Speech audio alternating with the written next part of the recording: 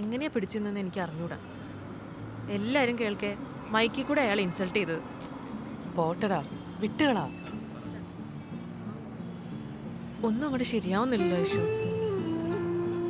ഈ സമയം കൊണ്ട് വേറെ എന്തെങ്കിലും ജോലിക്ക് പോയാൽ മതിയായിരുന്നു. കോളേജിൽ പഠിക്കുമ്പോൾ മിസ് കൊച്ചിൻ, മിസ് കേരളയ്ക്ക് ബെസ്റ്റ് ഫോട്ടോജനിക് ഫേസ്, എല്ലാവരും കൂടെ ഇപ്പം സിനിമയിൽ ഹീറോയിൻ ആവുമെന്ന് പറഞ്ഞ് പിരികേറ്റി. എത്ര ഓഡീഷന് പോയി, എത്ര പ്രൊഡക്ഷൻ കമ്പനിയിൽ കയറി ഇറങ്ങി. എത്ര നാളായി ശ്രമിക്കുന്നു. നടക്കൂലെന്ന് തോന്നിയപ്പോൾ നിവർത്തികേട് കൊണ്ടാ ഈ ചെറിയ റോളെന്നും പറഞ്ഞ് പോകുന്നത്. 500 1000 എന്ത് കിട്ടിയാലും എനിക്കിപ്പോൾ അത് വലിയ എമൗണ്ടാണ്.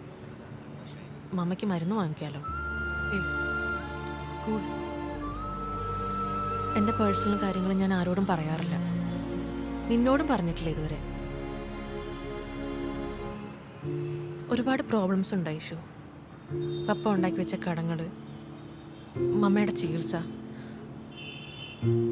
ഇപ്പോൾ ഏറ്റവും വലിയ പ്രോബ്ലം വിവേക. ഏത് വിവേക്? അങ്ങനെ ഒരാളുണ്ട് എൻ്റെ ജീവിതത്തിൽ.